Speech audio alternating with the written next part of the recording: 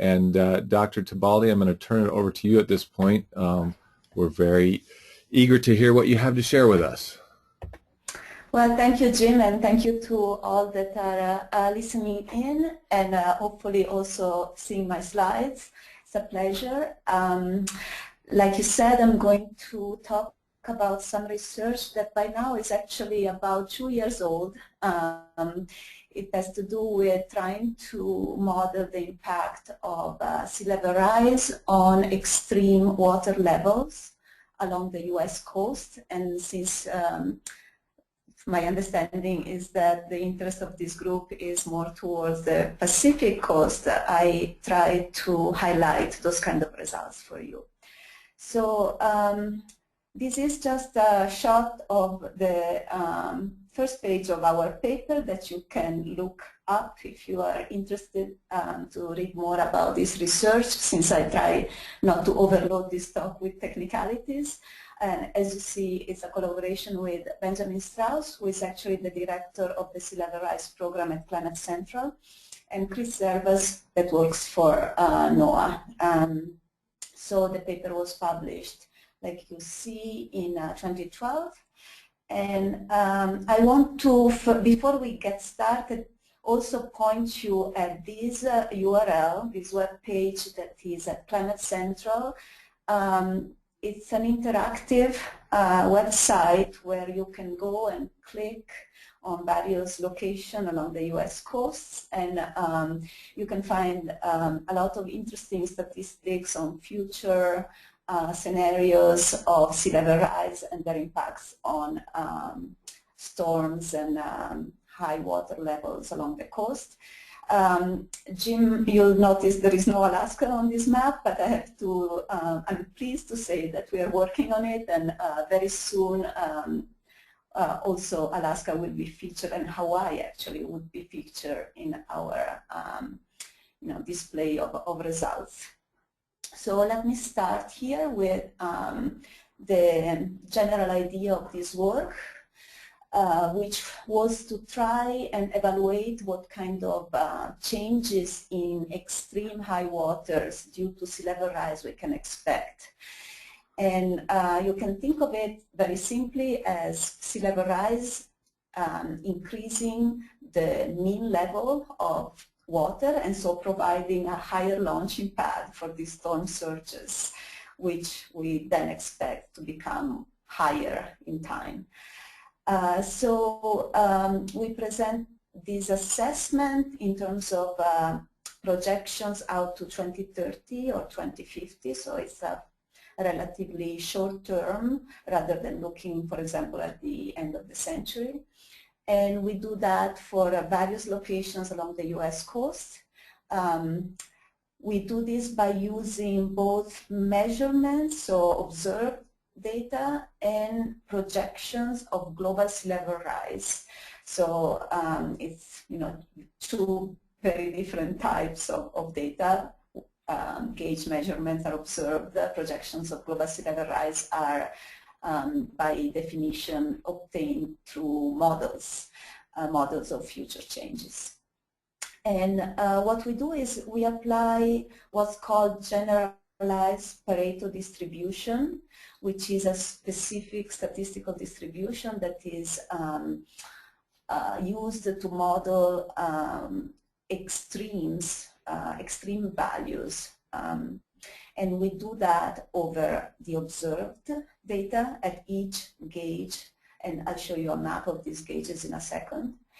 And then we estimate local sea level rise out to 2050, and then we superimpose these estimates to the statistics that we have computed on the basis of observation. So we estimate what extreme storms are now based on observations, and then we add in the effects of local sea level rise, like I'll explain over the course of this talk. And we would then evaluate what changes in terms of higher frequency of extreme sea levels are expected by 2030 or 2050, just as an effect of changes in this mean sea level that we factor in. So what I want to go through, if I can, is show you results from these extreme value statistical analysis that therefore gives you a picture of what's happening now in terms of extremes at these gauges. Then I'm going to tell you how we get future sea level rise projections. And then I'm going to show you how we combine these two to say something about what we expect in terms of changes in extremes. And I have to specify here that these changes in extremes are again just by the effect of changing this mean sea level. So we don't factor in the possible changes in, for example, the strength of storms, changes in variability of storms. So this is just a first order effect, you can think of it that way. And we don't assume that changes in mean sea levels interact with these changes in variability or changes in the characteristic of storm surges. And I hope this will become clearer as I explain the form of our analysis. Okay, so this is a map that shows you 55 points along the coast. So you see these are the gauges that we use to analyze current extremes, and then we downscale global sea level rise projections at these locations. So our results are specific to these individual locations. And in terms of observed data, we have hourly data over a 30-year period, 1979 through 2008, and hourly data are essential to measure these extreme values. But we also have monthly data over at least, I should say, 50 years between 1959 and 2008, and this longer record is used to evaluate trends in sea level at these locations. And these trends are both used to first detrend the observations before computing extreme values, so that we compute these current extremes as if, let's see, cleaning out the effect of sea level rise that has already happened. And also they are used, these trends, to downscale global sea level rise at the gauge, like I will explain very soon. I don't go into these details unless I get a question about actual and predicted values. For the sake of time, I'm just going to skip over. But in terms of how the extreme value analysis works here, for each gauge separately, we compute daily maxima from these hourly observed levels, as I said, after the trending, so that we don't mix in changes that have already occurred in mean sea level with the behavior of extremes. We use the entire year. We don't compute extreme separating seasons, and we use this particular statistical method that, as I said, is tailored to address the characteristic of extreme values. So, if you're interested in mean values, you may want to use a normal distribution. If you are interested in extreme values, you use some specific distributions that are more appropriate. And one of them is what we use here, is the generalized Pareto distribution, or GPD. And it works by looking at just the high value at this gauge. So not only we compute daily maxima, but then among these maxima, we choose values that are particularly high, and this particularly high sounds arbitrary, but it's actually chosen with a statistical framework. And particularly high means here that these values are above what we measure as the 99th percentile at that gauge in terms of the climatology of those maxima, daily maxima. So you have a history here, you have a distribution of daily maxima at this gauge. We take the 99th percentile as our threshold, and then we model all the values that come beyond that value. So that is what we do, and I don't go into details of statistical formulas or anything. I'm just going to show you some very coarse results here. So you have seen this map before. For each gauge here, I have a value that shows you the 50-year return level at that gauge. So if you take this, for example, let's take the southernmost point here on the California coast. The legend here is telling you that the value here is between 0 and 1 meter above mean high water, which is a datum, specific datum for this gauge. So this is telling me that at this gauge, on average, I expect an event of this size every 50 years, or every year I expect an event of this size with 1 over 50 chances. And so you see that, by the colors here that change along the coasts, some locations expect this kind of value, which is an extreme value because you expect it only, with a fairly low probability each year, expect this value to be below 1 meter. Other expect the value to be between 1 and 2 meters. If you move along the Gulf Coast, for example, you expect at this location to have values of between 2 and 3 meters, and so on and so on. So this is a result of just looking at observed data, detrending them, computing these extreme value statistics for current conditions. And I can show you a similar map where now I'm showing you the 100-year return level. So now these are the events that I expect only with 1 over 100 chances every year, or once every 100 years. And you see that, for some locations actually the value is still below 1 meter, or still below 2 meters, like I showed you the 50-year return levels. For other location, you see that that value changes. If I move back to the previous, you see that it was between 3 and 4 meters at this gauge here. I hope you can see my pointer. And now, as the more extreme return level, it becomes between 4 and 5. But given that we are talking about Pacific coast, I wanted to show you a map where now the resolution here of these values is a little finer. So instead of having just meters, I have 1/4 of a meter for each of the colors. And so I can give you a little better picture of what the behavior of these 50-year return levels is at each of the gauges over the Pacific Northwest and the California coast. And you see then that, I have larger values here for the Pacific Northwest, higher storm surges at this location, and smaller values along the California coast. And I have actually here in this table the actual values. We can come back to that if somebody is interested. And now I'm going to show you the corresponding map for the 100-year return level. So you see the values in the map increase, of course, but in some cases not by very much. These are fraction of a meter, the second digit actually of the fraction. So in these locations, there is not much of a difference between the 50-year return level and the 100-year return level. There is not a big effect of a very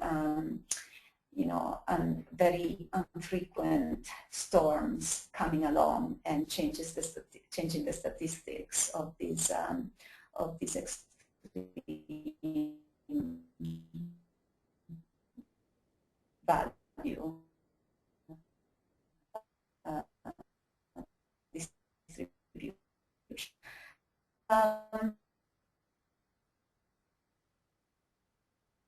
We now to derive, and I don't do the assessment. But the idea here is that we take a model that relates global sea level rise to global average temperature change. It's a simple model, it's a linear model. And the idea here is that we know there is a lot of uncertainty in sea level rise projections, but we have a little better handle on projections of global average temperature. And so if we can relate the former to the latter, we feel better about our projections. And so this is a model that was published in 2009 that relates changes in global average temperature to changes in sea level at the global scale. But of course we want to relate the global scale to the local scale, so we want to say something about local sea level rise at these gauges. This is just a picture of the projections of global average temperature that we use in this paper, and you see along the years here that the global average temperature is going to increase, and depending on the uncertainties in modeling of the processes that lead to climate change, we have a large span of possible changes. Of course, these changes are also a function of projections in emissions of CO2. Some projections are more optimistic than others, so this gives us a range of futures that we think are fairly equally probable. And so for each of these trajectory, we can compute a trajectory of global sea level rise. And then for each of these trajectory of global sea level rise, we can downscale or make the projections relevant to the different location. And why we want to do that, again, I'm not going to go into the technical details unless somebody asks, is because we use current trends as measured over the last 50 years to calibrate the behavior of sea level rise at each location. So there are locations that have seen a larger sea level rise than global, for example.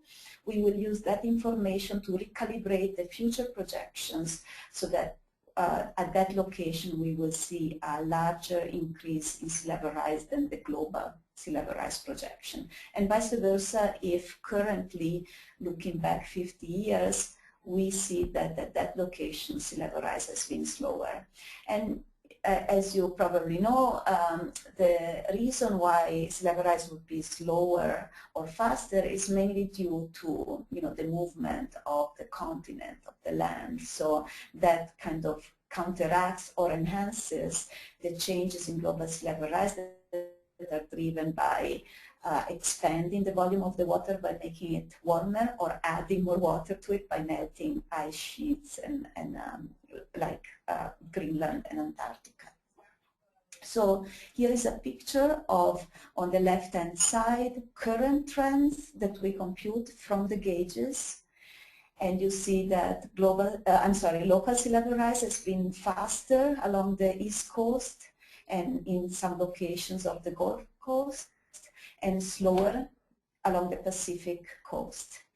And as an effect of measuring this and recalibrating the global sea level rise projections, when I show you the map of sea level rise by 2050, you'll see that this is now in meters, while this was in millimeters per year. These meters, this value in meters are higher along the East Coast, for example, than along the West Coast. And so we are talking about, 0.1 to 0.2 meters or 0.2, 0.3 meters along the Pacific coast by 2050 in terms of sea level rise, higher values up to half a meter by 2050 in some location of the East Coast. And again, I hope I have a map that gives you a little more resolution along the Pacific coast. And you see that there is actually a gauge here that in the span between 1959 and 2008 has not experienced sea level rise. In fact, there is a negative trend here due probably to the continent, the land rising. Other locations have seen higher sea level rise in millimeters per year, up to 2 or 3 millimeters per year here. Sea level rise by 2050 now is projected, accordingly to this kind of information, to be of course higher, for example, for this gauge that has seen already trend that is larger in fact than the global trend, and much lower at the gauge that actually hasn't experienced sea level rise so far, because we we assume that what we see in the past is going to continue in the future. So I showed you the two pieces of information, the information about the extreme values and the information about global sea level rise and then local sea level rise projections. And now we are going to put the two together. This is just a couple of tables with the numbers that you have seen in colors in the previous slide. Okay, so here is a picture of the behavior of extremes in current conditions for 2030 or 2050 at this particular gauge, which is Seattle. And let me just tell you what's on one of these curves, and then we will explain what's on the other one. So you see along the x-axis, I have return periods. They go from 1 year, 2 year, 5 year, up to 75, and then 100 years is the last point here. So for each of these return periods, if we go on a point along the green curve, I can determine what is the value that corresponds nowadays to that extreme that I expect only once in that period. So for example, if we go to the very last point here, 100 year, and this is telling me that at Seattle I expect the event that comes on average only once in 100 years to be about 1 meter and 25. Now, as I told you, my analysis is only going to take the projected sea level rise and bump up this curve uniformly along its length.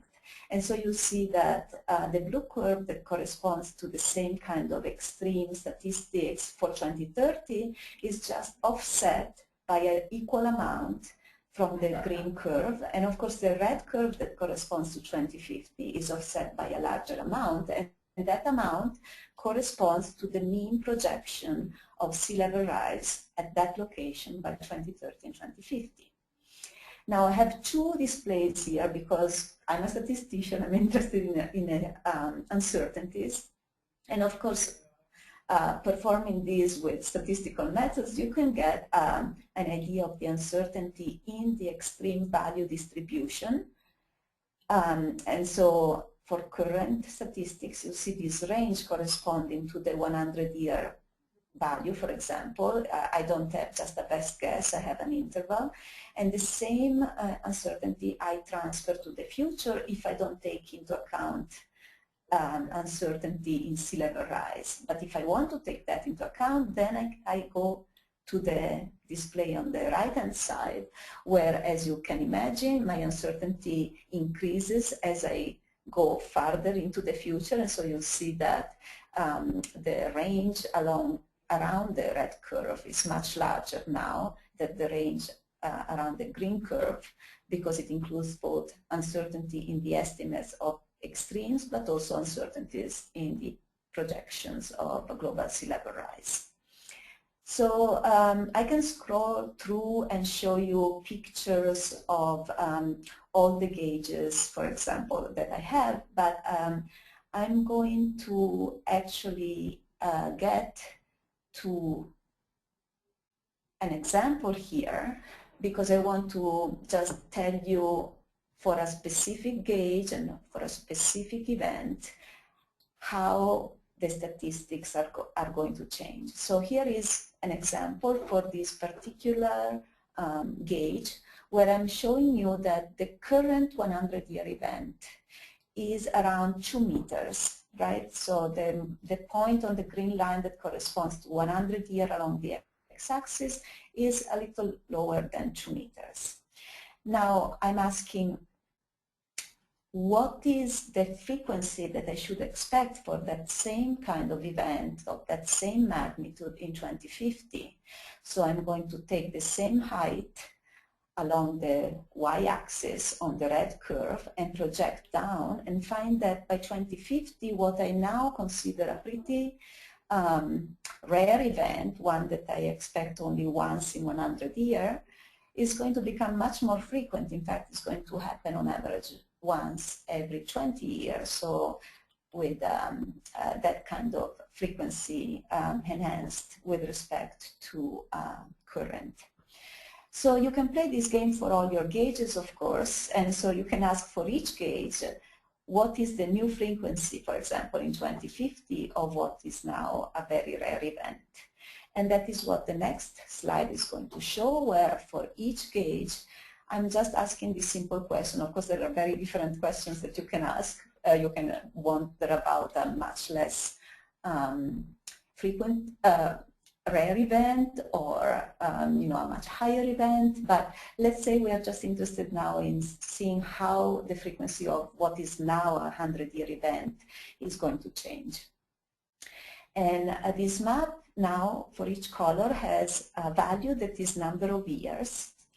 When you see 100 means that the statistics don't really change. So what is now a 100-year event will continue to be a 100-year event. His frequency is not going to change in 2050. And this is the case for these two gauges, and we can go back and explain that, but it has to do with hurricanes, because these events are already so big that the addition of sea level rise by 2050 doesn't change their position on the curve.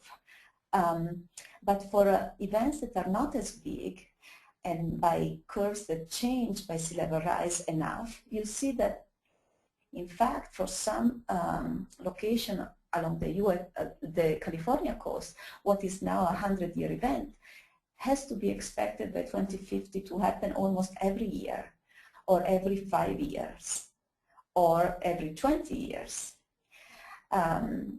So this is a case along the coast where sea level rise is going to impact very significantly the frequency of these events that are now rare. And just to make it a little clearer, here is a blow-up of the same picture focusing on the Pacific. So I ran through this, and I hope I haven't been too fast. We can go back to any that you want to talk more about. But I like to finish with some caveats before giving you the conclusions. And the caveats are that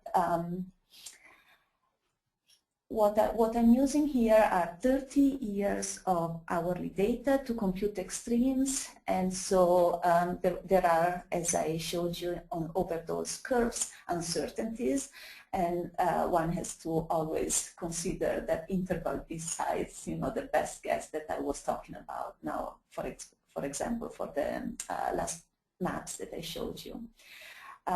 We are relying on 50 years of data to compute the local component of sea level rise.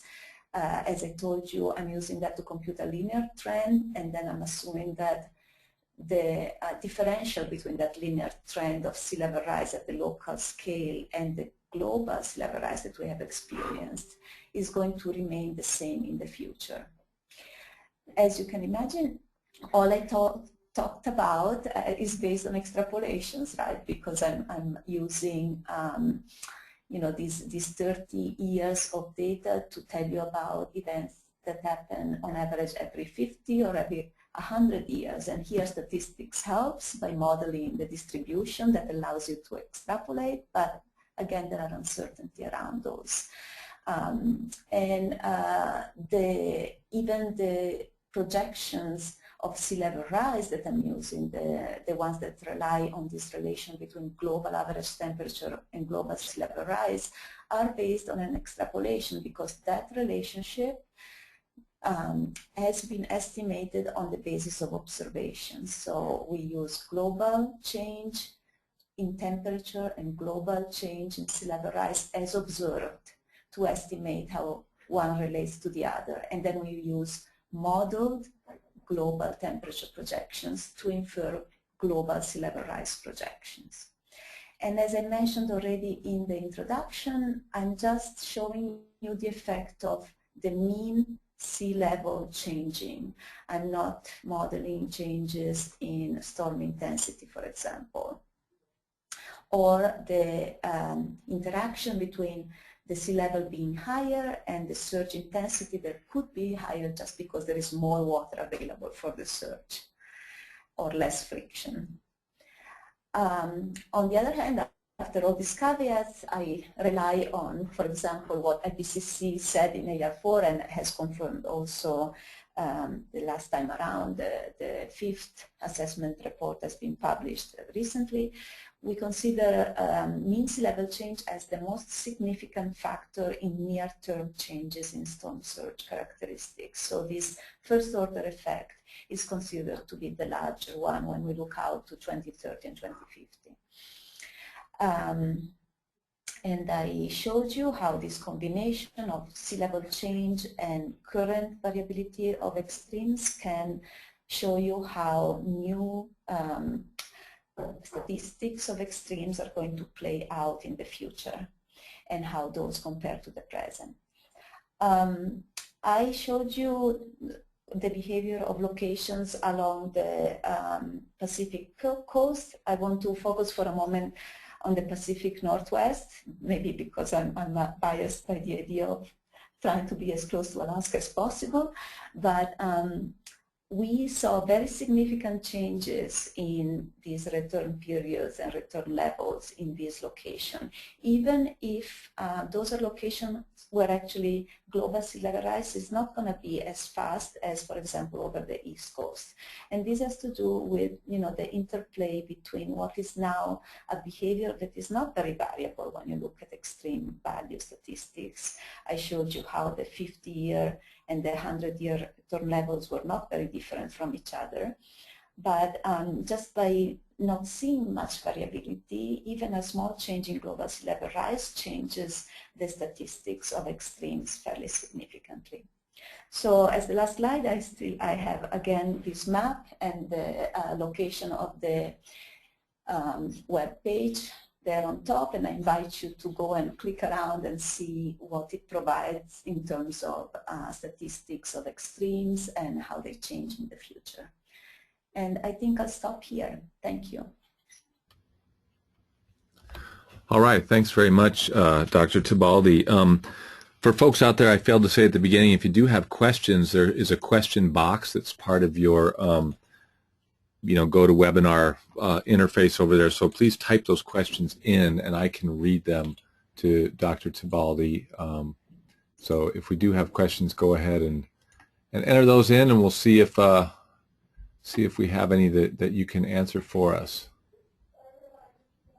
I know one question I have is, you said you're working on the same type of information for Alaska. When do you foresee that particular information being available, and will that be on the same Climate Central website? Yes, so it will be on the same site, and I expect it to be any time now because we actually computed the numbers, and so it's just a matter of implementing them into the interactive. So it's going to be in the next few months. Okay, so the data's there and ready. It's just a matter of making it work with this map and web interface. Visualizing it, yes, yes, yes, okay. yes. Understood. Okay, well, I'm not seeing any other questions at the moment. I was either crystal clear or very confusing. Well, it's yeah, it is some technical stuff. I guess to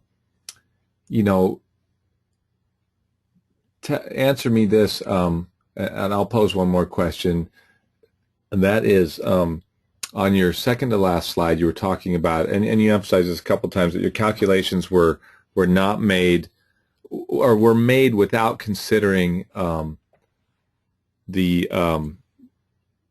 changes in mean average sea level. Is that what I read? No, that is the factor that is considered, but we don't consider changes in storm intensity. So I see, the characteristic of the storms are the ones that we estimate from the gauge data currently, okay. And we just use that and then superimpose the mean sea level change. Okay, understood. So somehow when I saw that last thing where you had the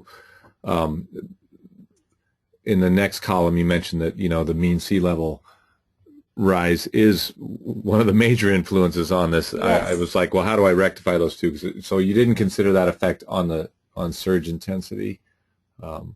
I think you've clarified that for me now. Right, right. So when I showed you the green curve are the characteristic of the storms now, and to get to the next period, I'm just, lifting this by the amount of sea level rise. So there is no interaction, but the effect of just mean sea level is taken Right. into account. Okay, understood then. Very good.